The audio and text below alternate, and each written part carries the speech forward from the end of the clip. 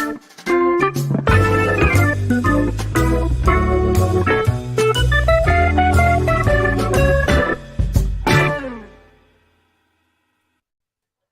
very welcome to episode 114 of The Shortlist. My name is Johnny Campbell. I'm going to be your host for the next 45 minutes or so, and I'm also the CEO of Social Talent. We're going to be digging in this week to what it means to lead a workforce of the future.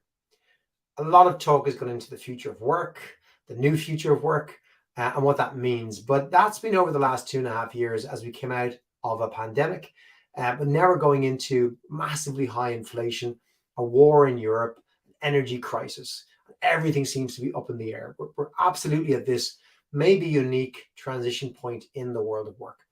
We're shaking off that spectre of COVID. We have, as I said, economic upheaval. But really unusually, throughout all of this, there still reigns a truism that to achieve success, organizations and leaders need to build and nurture a workforce that can help them evolve into the future, whilst also trying to weather storms of uncertainty. And it's no easy feat. And that's why old solutions are unlikely to be able to solve new solutions. So we need to come up with new ways of doing this. So joining us today to give his perspective on this is a returning guest from one of our earlier seasons. And it's a fantastic Christoph Niebel. Christoph is the President of Pontoon Solutions.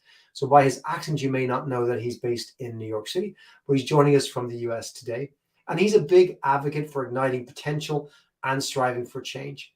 Christoph is going to be chatting with us today about the importance of investing in your people, how learning and development can help future-proof your organization through skills development, and why leadership will play a pivotal role in ensuring that the workplace of the future is a better version of the one we have today. So hopefully we have Christoph joining us. Christoph, you're very welcome to the show, and thanks for coming back. You obviously are a glutton for punishment and just want more punishment. But maybe if you wouldn't mind giving our audience a little bit of context to your personal career, and then a little bit more about Pontoon Solutions, just in case you're not familiar with the company, to understand the kind of reach of Pontoon and the unique perspective that business gives you. Sure, Johnny. Well, first of all, thank you for having me back. Love being here. It was 2 years ago, I think, that we had the last time together. So as you said, my accent gives it away. German that came via Australia to the US, where I've now been for the last 10 years. I've spent my life really in the human capital space, both on the talent acquisition side, where I'm again today, but also largely on the talent management, talent development side. So talent beyond acquisition, here's the calling card. And I've built a really interesting insight into, I think, globally, the ins and outs of what we see in the talent market. On the personal side, former effective European handball player, today ineffective magician. One day I'll show you a trick, Johnny. In spirit of what I do today, you said it, I'm the President of Pontoon Solutions. The easiest way to explain it is probably that we have the opportunity to serve some of the largest companies globally and managing their external workforce. So in context of units of spend, we're managing over 10 billion euros in spend for our clients, which means thousands and thousands of external workers. I can go into a little bit more detail later, where I think that even may be the wrong way of showcasing the scale of this, because spend is not a very human way of expressing how we should think about talent. And then on the permanent side, we hire hundreds of thousands of people for our clients, and with this power some of the largest businesses globally. Pontoon itself, we have about 2,000 employees globally, operated for our clients in about 100 countries, and are part of the Adecco Group, which is broadly known as one of the largest, workforce solutions and talent solutions provider globally. So again, thanks for having me back. And for those of you listening live, as we do broadcast our podcast live every week, you can join us on YouTube and LinkedIn. If you're on YouTube or LinkedIn, please jump in with your questions and we'll put them to Christoph, or your comments, and we'll share them with the audience. Any links we do reference, of course, we'll put in the show notes for the podcast as well. Christoph, with such a unique perspective and with two hats, one, well, three hats if you count the magician, but let's go with the two hats. One as an employer of 2,000 people, and the second as somebody who works with, as you said, the biggest organizations in the world and some of the smaller and medium-sized ones in 100 countries, delivering so many hires. You have what I think we would all agree is a unique perspective on talent, a really good perspective on talent. So I'm interested to hear from you the answer to the big question. Let's start with the big one. What does the future of work look like to you? And when you say the future, maybe give us an idea what time frame you think about. Well, this is obviously a big question. And the first thing I'd say that the future is here. I believe that today and you referenced it, we're going through a seismic shift. And you just only talked really about the external events. We can talk a little bit more about the shifts that we've seen on the talent side. But in a nutshell, I believe we're now living today in what I would label an open talent economy. We've been talking about this for a while, to your point, future, a new way of doing business. But those drastic events over the last couple of years have seen the companies and the talent that have them reframe what work looks like for them. You see it on a personal level, and companies are looking for new dynamic talent models that can, quite frankly, profoundly impact how work is interpreted at both the individual level and how our enterprises can deliver value and operate. And on the flip side to that, we can see, I think, more and more an end of these industrial organizational boundaries that we've all put in place and that were our anchor points in the past. And I think you said that beforehand, a significant shift. I think a strategic shift where not so long ago, the organization could still win by embracing this traditional, full-time work contract space, but playing nicely within the organizational boundaries, where talent is purely performing along linear career path, where we have our neat HR structures that are established for managing internal employees, the systems, the process, the oversight, the development, where you play a big role. And I think that has left many businesses as almost like lumbering giants, where they have these systems built for comfortable, slower paced environments that don't have the impacts that you described earlier. And on the flip side, I think this whole the future, which I believe is here, the idea of this open talent economy, is where all people perform work as a single whole. And I think there's some great examples we can go into a bit later of companies who do that, where work is assigned to people who can do it best, regardless of the form of employment, where talent is a network of partners to help to get the work done, where you want to find the best idea at scale, tap the best expertise, and augment that inner core, which is super important. And ultimately, where internal and external becomes irrelevant, where it's about value creation, and where experience for the individual is key to creating success. So I do think that part of the future is here, from seeing the end of organizational boundaries, and to, quite frankly, that's what I think about it a lot. How can we help our clients win in that new open talent economy? Some of these trends, Christoph, were more longer term, maybe more obvious. So, for example, the trend towards more entrepreneurship has been around for more than a decade, and therefore the growth in the gig economy, which has been predicted for many years and has continued.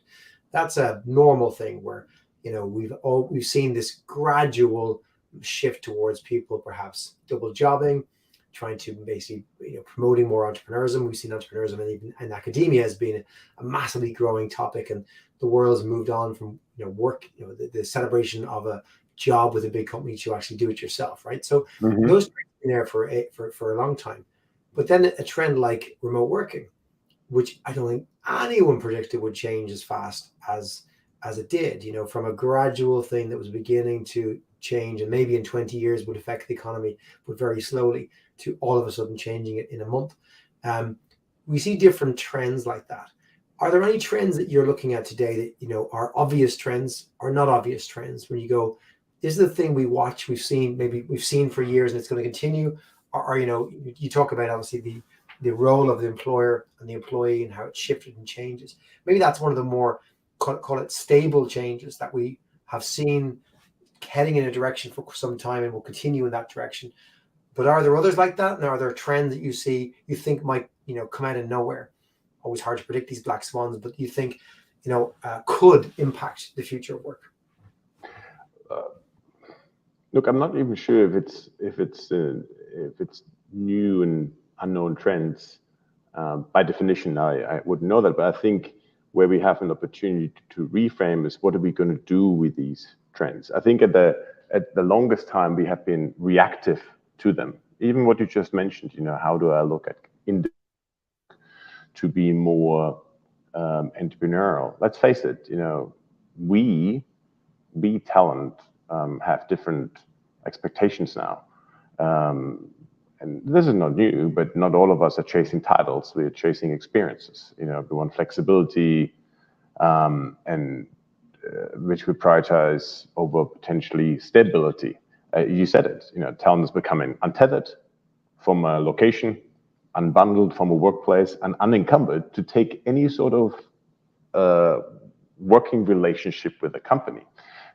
What strikes me as the wrong mindset, that companies embrace this as a challenge of saying, how do I deal with this? This has complexity, versus saying, well, that creates a tremendous amount of opportunity to drive our strategy differently. And I think we see some companies who are reinventing themselves away from that limits of the organization boundary. So I think this is almost, like, for me, the underlying response to you is, where this is seen as, oh my God, this is all running away from us.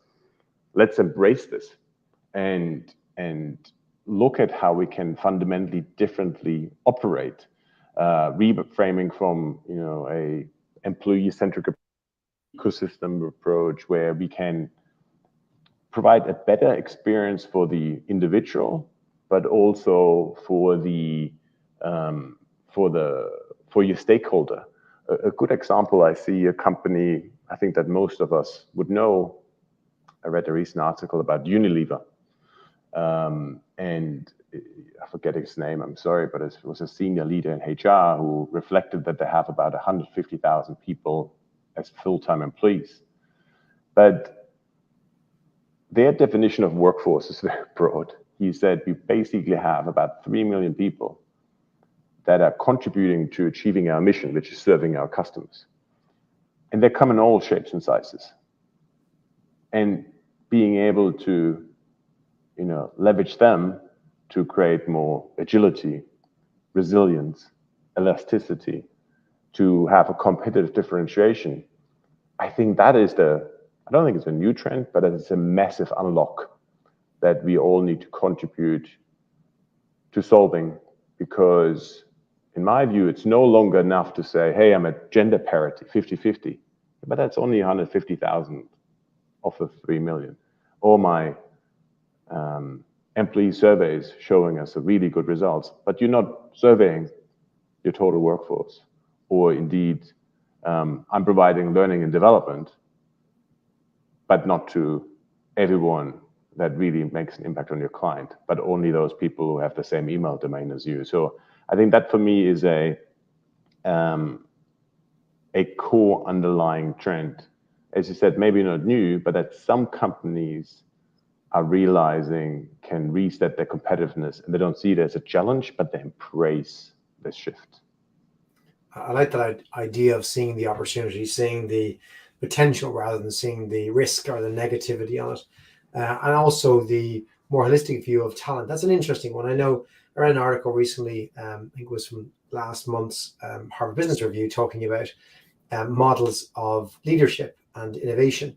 And I talked about how, for example, Amazon, perhaps according to the article and the researcher writing the article, didn't perhaps consider the ecosystem of the sellers, which aren't, again, Amazon.com Yes. employees. They're independent, but they make their earning off Amazon.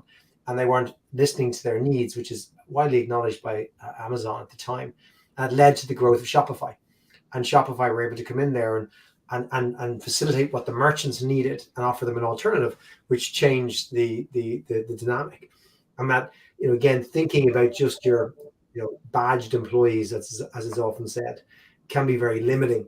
Whereas thinking about the ecosystem of individuals who contribute to and earn off your organization, 150,000 people going to 3 million. I'm not too sure where Unilever get 3 million from, but absolutely the ecosystem is always broader. Tell me about the skill shortage in that context, right? So we're heading into, or we're in a recession, depending on your perspective. And traditionally, we go into a recession and people think, well, everyone's going to be out of work. It's going to be easy to find a job now, or difficult to find a job, and it's an employer's market. Tell me about what your feeling is and what the data suggests otherwise on the ground. I've been thinking about this a lot, and we had an opportunity to talk a little bit beforehand. I do think the potential next recession, I'm not an economist, I can't tell you we're in one. I think we only know after the fact, will be different than the last few as it relates to COVID. Couple of reasons. We just talked about the kind of macro shift, I think, in context of the open talent economy, and that talent is untethered, unbundled, and unencumbered to do whatever they want. So I think that is different. But then there's also a big driver that I think you see in your business as well, is what role does technology play going forward from having been at one point more discretionary spend to really core spend for a large number of organizations, which has a direct correlation to the skill shortage you're describing. So unless we have a big black swan like COVID, where we obviously saw a significant spike immediately, I think it's unlikely that we see the talent supply demand scenario drastically invert.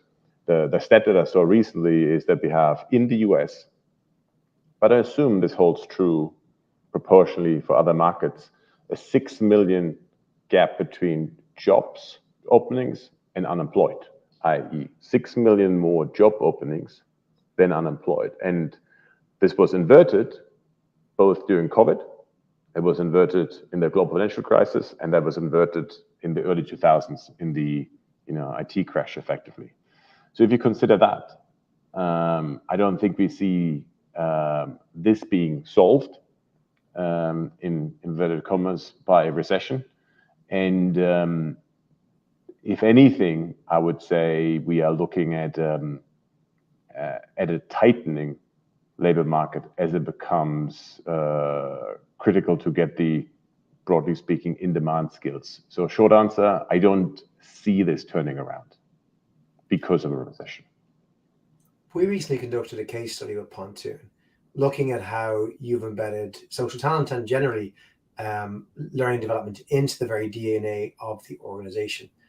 And I'm imagining, Christoph, part of that reason is to combat a skills shortage for the skills you hire for, and runaway wage inflation as well for those skills. We see organizations turning to learning development like they'd never turned before. How important do you think that learning piece, that agility and that muscle to learn within an organization is to your own success as in the organization's success and then others? I mean, I think it's everything.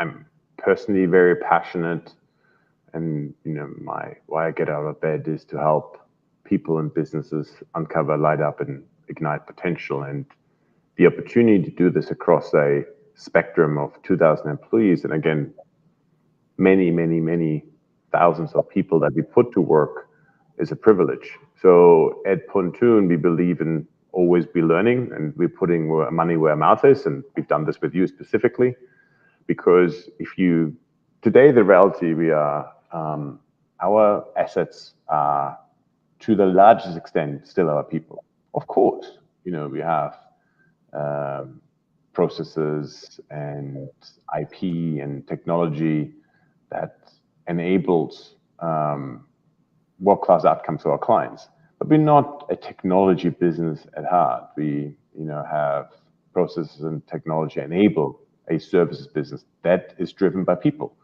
And those people, those assets, they walk home every day, or they stay home, depending on from where they work, and they make choices.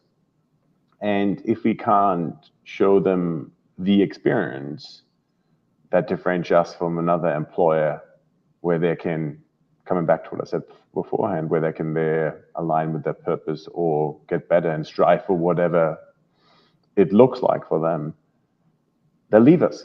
And especially over the last couple of years in a business where recruiters, are a core part of your business, they have a lot of choice. So we are, I'm a firm believer in this. And I'm proud of what we did with you, Johnny. I think we've seen a business impact both from a NPS perspective. Our clients are happier.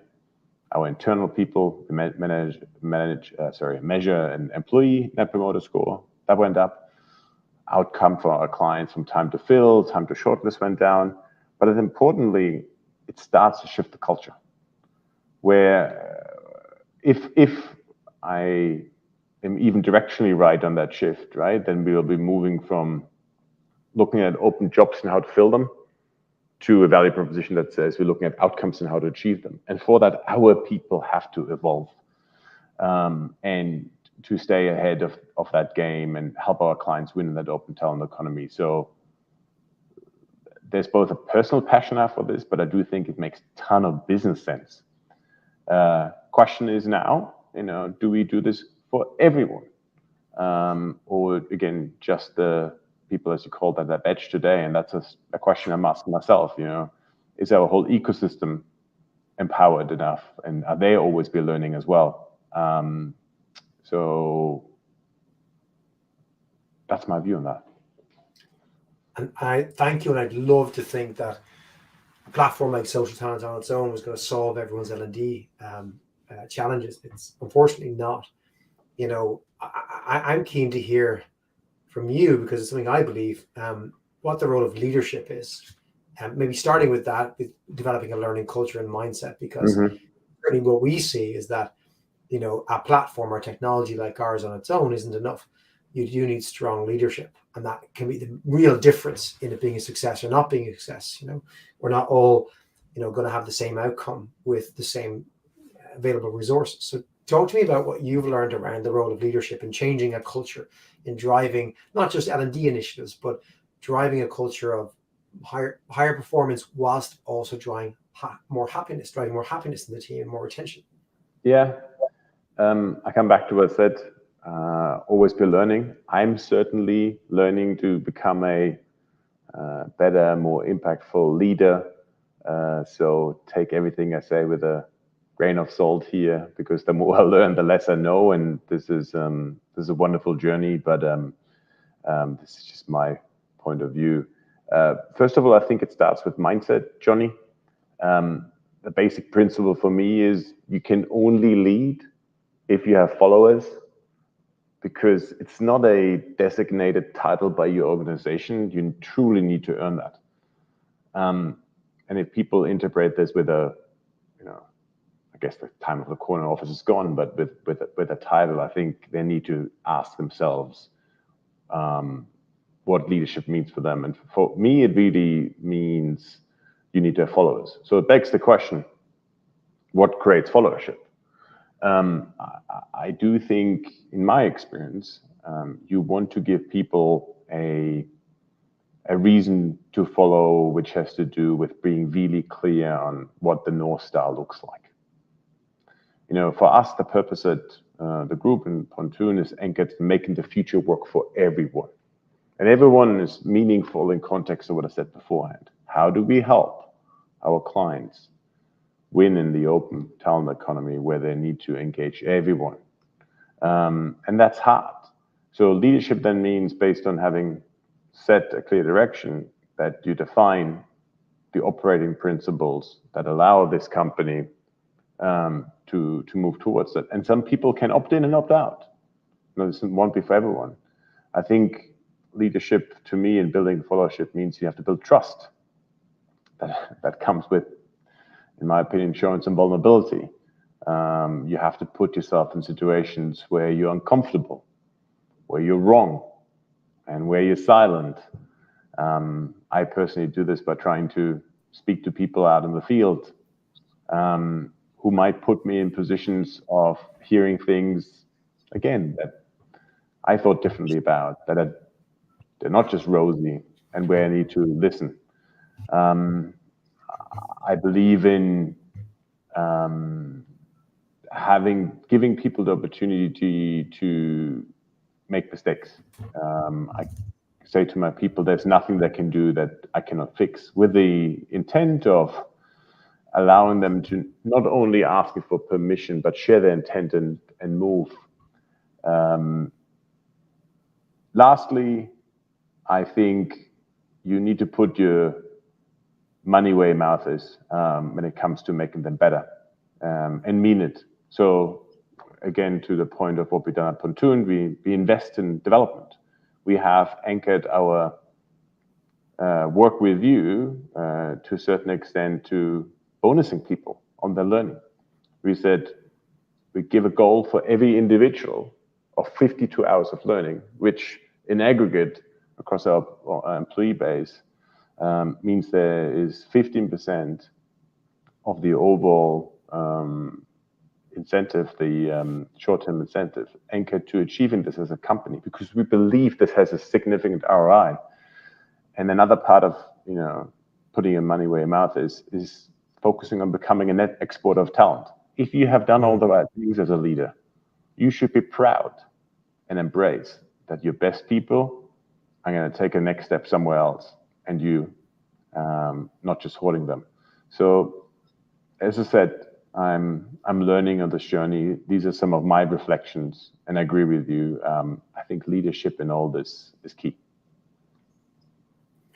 Do you see that in some of the companies you work with? Not to name names, but can you think of examples? You gave some earlier on, but other examples where you've really seen strong leadership in the face of these talent changes, or you've seen a real investment in that learning and development culture, or different approaches to how to solve the talent problem.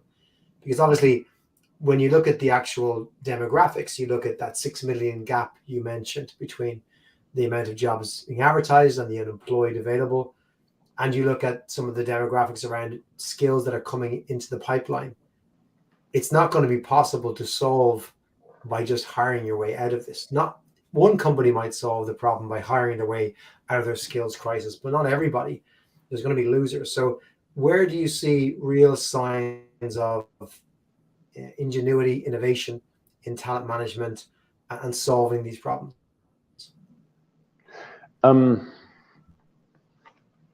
This is a good question. First of all, I think it needs to be a business discussion versus just an HR leadership discussion. Yes. And the reason why I'm saying this, it not to sound trite, but this is a long-term strategy versus a short-term investment. And in the world that we live in today, many businesses run quarter to quarter, and it's impossible to move the needle in this time frame. So I think it needs a long-term view with a significant amount of patience, which for me makes this a joint opportunity, or challenge from both business and government. Because I think some of what we're talking about are systemic issues of education, schooling, and how we further the development of skills that are coming up further. Specific at business, it's interesting. I reflected on what we discussed 2 years ago, and you might recall I mentioned Google as a company that started offering learning through their own resources, which would then allow people to apply and get a job at Google without having a fully furnished degree, and taking away basically the need for this accreditation, which would be very expensive. I looked at their site again today, and over the last couple of years, they have put 9 million people as a private business through this. But not just people who work at Google, of course. They've extended this into the broader economy and allowed many more people outside of their direct ecosystem to benefit from this. And I think that is both an honorable and smart and an impactful way of driving significant change that is needed to get us out of this significant skill shortage. The next couple of years, right? Again, neither of us are economists, we're pretty agreed on that. When you think about a solution provider like Pontoon, you mentioned a kind of mantra earlier on around beyond talent acquisition. Talk to me about where you see your industry going in terms of how it provides solutions and what you're particularly thinking about even in terms of Pontoon's kind of solution set. Because obviously most of our listeners, if they're familiar with the Deco Group, Pontoon, and other vendors in that space, they think about recruiting, recruiters do that. It's a fairly standard model in their head. What do you see that's different? What are you looking at a little bit different within Pontoon, but also perhaps in the wider industry? Yeah, I'm happy to give you some context.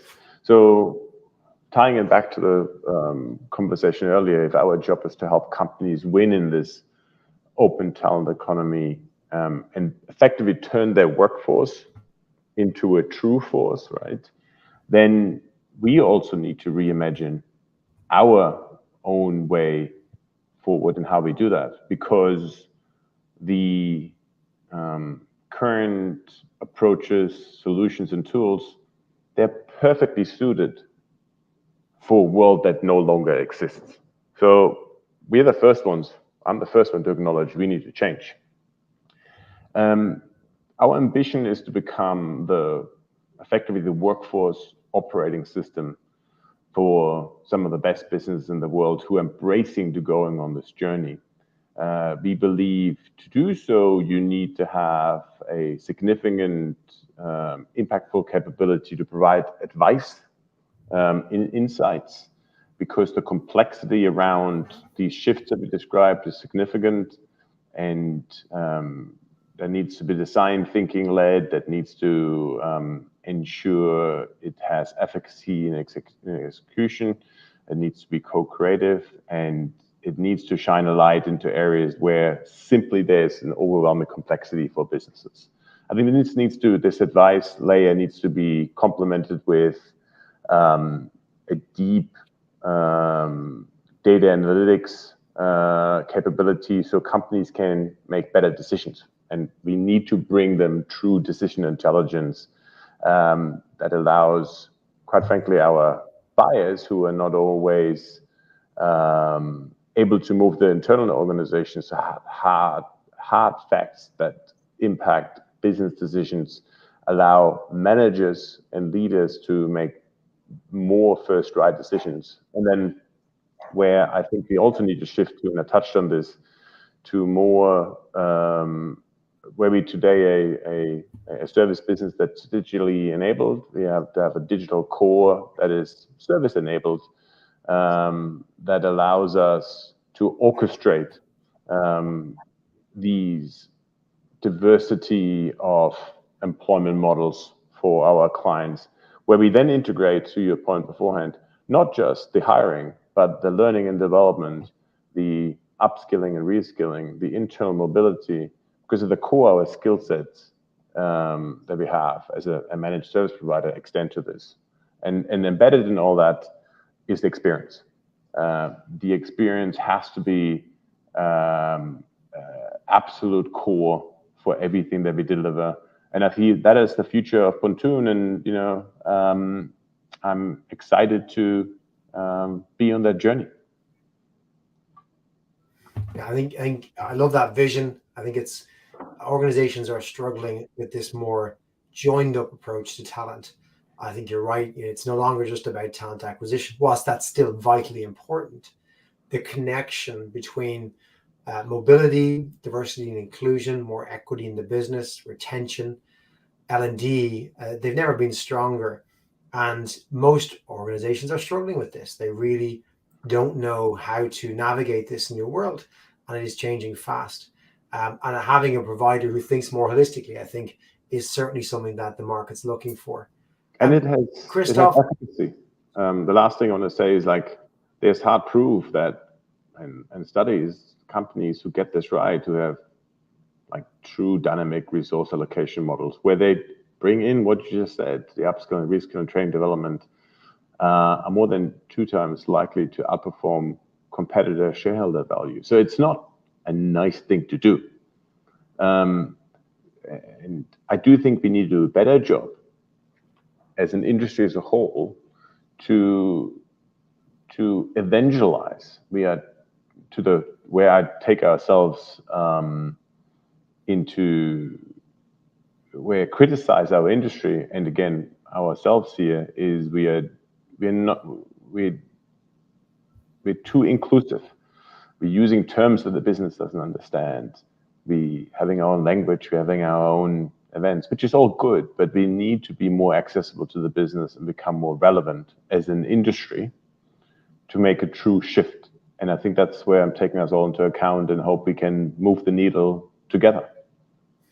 I recall sharing a story of the last week about a friend of mine, Ohad, who used to run a global TA for Intel. I remember talking to Ohad about his metrics a couple of years ago as a VP of TA in a huge organization. And he spoke about how the traditional model in TA, which would have been perhaps around time to hire, time to fill, he realized quite quickly as he went, didn't care about those metrics. The business owners cared about time to ramp, as what they call it.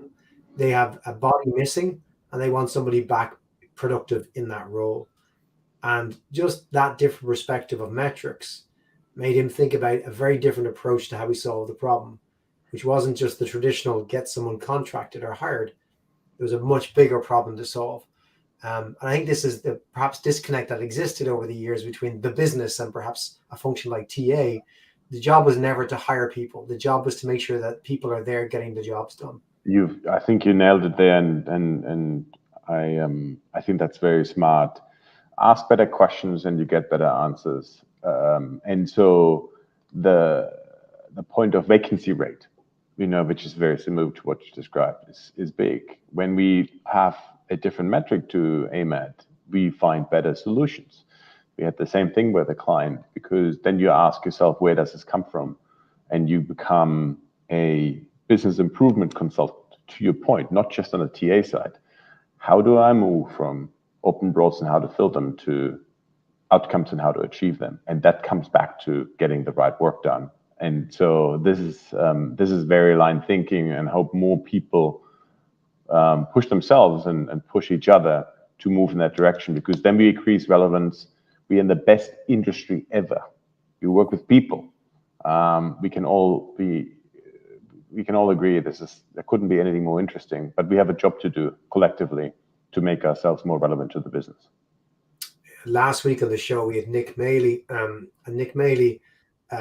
who kind of worked for Intuit and done wonderful things in different companies over the years. We're sharing about him and his current company to solve the talent crisis. They look to try and open up new sources of underserviced talent. It wasn't a diversity and inclusion effort. It was a fill jobs effort.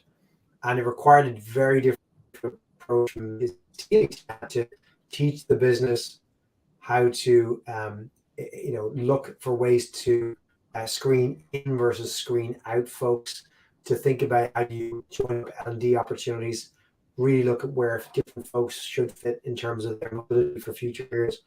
And they managed to, over several years, reduce the cost of acquisition by 50% and increase the diversity by 2x. just by approaching the problem differently. I think this is where, to go back to one of your early points, Christoph, this is where it's about opportunity. It's about, this, unique time we face in the talent. Pricing or something to fix or respond to. It's perhaps a really good opportunity to change things. You spoke about asking better questions. I think it's similar to saying, back in the 1910s, people asking for faster horses until Henry Ford gave them the automobile. Different solutions. I resonate with that a lot. I mean, the typical way that we all think about is that business strategy is driving a talent strategy. Makes sense. We have a business goal, and then we need to figure out what's the talent that can achieve it. Why don't we reframe that? In context that talent is available in so many different ways, how can that shape and drive your business strategy? To your point, if you know that talent is available, and I haven't listened to that episode, maybe in a different country or from a background that is typically overlooked, how can that be your competitive advantage going forward because you're excellent in this talent pool? And how can that then drive your business strategy? I think these are the right questions to ask to move us forward. Christoph, we're nearly at the end of the show. We powered through a lot of questions and great insight. I really appreciate the insight you brought, and thank you for your patience with my power cut where I'm broadcasting from today, where everywhere around me all of a sudden lost power. Hopefully this isn't the beginning of the recession. It's an energy, but let's hope it's not that, right? But we are at that point where I know it's been 2 years, but you've so much wisdom to offer.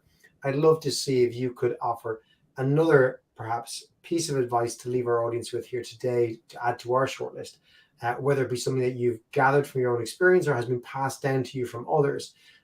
What advice would you like to leave us as we head into winter in the Northern Hemisphere in 2022 and we face this unique opportunity in the world of talent? Seek proximity. I've reflected on this a lot over the last 2 years. I started this job here in the heart of the pandemic, and it took me 6 months to meet my first Pontoon employee in person. And while we all became used to doing what we're doing here, doing it virtually, which is easy, right? And we can all talk about the benefits of that. I think we all have an opportunity to seek proximity with a colleague. It could be as simple as, asking them not just how they are, how you're doing, but how you're feeling, and actually listening. Show that you care, with someone. If I think about someone who's young in their career, I would definitely recommend for them to seek proximity. And that might even happen in an office. I know that might not be popular advice, but this is where you can build relationships and find mentors. If more of the people that potentially make a decision on your promotion on the office, then find your mentors there, because their mentors are people who become personally and emotionally invested in your success. And sometimes it's about that proximity. With your family, same thing. And then I think there's a reminder to myself, because this advice goes to me with network. Play long-term games with long-term people. Johnny, you have been a great connect. We never met in person, but we often ping with each other. You make valuable introductions to me, to other people, and I think that only comes from proximity. So that's my advice: seek proximity. We're going to fix that proximity about us not having met in person. I kind of forget, because I've embraced the virtual world of the last 2.5 years so much. I need reminders. Oh, we've never met that person in person. Colleagues of mine who I've never met in person, who 9 months later I'm surprised at. And I go, oh yeah, this is the first time in person. But you're right. I think it's taking the opportunity for proximity when it is offered. I think there's a question over forced proximity in some organizations at the moment, where they're forcing proximity when it may not be necessary all the time. But that's not to say that proximity isn't a good thing. I think everyone wants it, but it's take the opportunity. You might go, oh, it's a half day in the office or a day in the office, but it can be wonderful. Particularly if it's your choice to do it. I think people are getting huge benefit from doing that again and getting back to that world. Christoph, it's been a pleasure to have you back on the show. I do hope we get you again. Hopefully it doesn't take 2 years to get you back. And let's try and solve that proximity problem. I'll be in New York over the next few months, and let's try and make that happen. Fantastic. Looking forward to it. Thank you again. And thank you, Liv, for listening to the show today, for joining us on the podcast. If you're listening to your podcast on Spotify, Apple, or wherever you listen to your podcasts, or joining us live, if you've joined us live on LinkedIn and YouTube. We'll be back next week where we've got a recap show where we recapping over Yasser Ahmed's fantastic visit to the podcast a few months ago, talking about what he's been doing in HelloFresh with his team in the talent environment, and then back for a brand new show again in 2 weeks' time. But you'll catch next week's show come Wednesday evening, wherever you are in the world, or Thursday morning for sure in your podcast app, or do join us live and you can check out my profile or go to socialtalent.com/the shortlist. Until then, have a great week.